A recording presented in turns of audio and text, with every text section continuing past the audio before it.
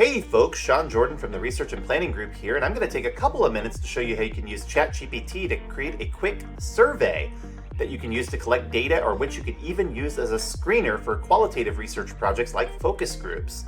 This can save a lot of time if you're a marketing, research, or insights professional, but the key is starting with good, strong research objectives and a strong research purpose statement to guide your process along.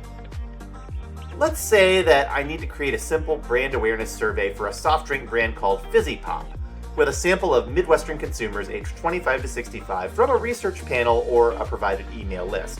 Let's also say my client needs it turned around so quickly that I need to get a good first draft over by EOD, or end of day, so we can get revisions in place and get it launched quickly.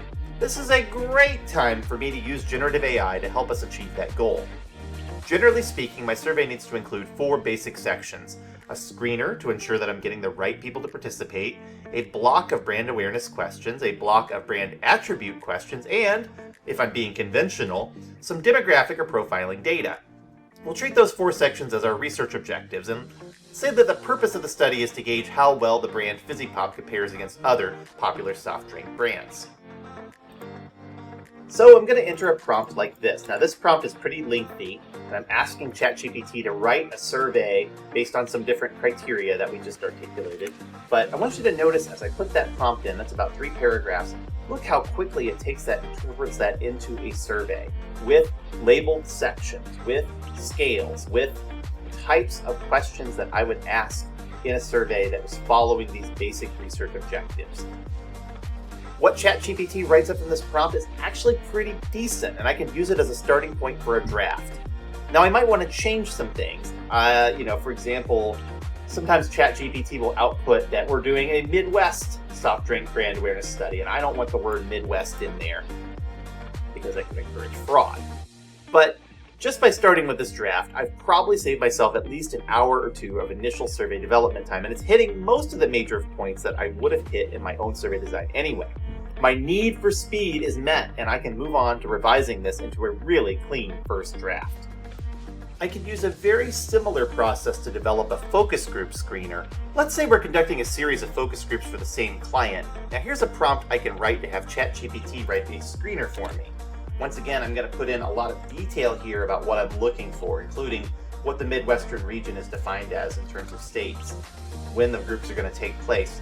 But again, that detail allows ChatGPT to instantly come back to me with something that I can utilize. And the screener that it's generated, just by looking at it quickly, is pretty good. Again, I see it's going to need some tweaking, but what would probably have taken me at least a half an hour to create by hand with a pre-existing template, or maybe even an hour if I started from scratch, now is just going to take me a few minutes to polish up and send off to my recruiter for evaluation. If I provided ChatGPT with a previous template after my prompt, I'd actually get an even better output I could use because it would know what that screener should look like. Whether I'm writing a survey or a screener, I want you to notice I'm being very specific about what I want in the prompts and outlining the structure of the document I want ChatGPT to return.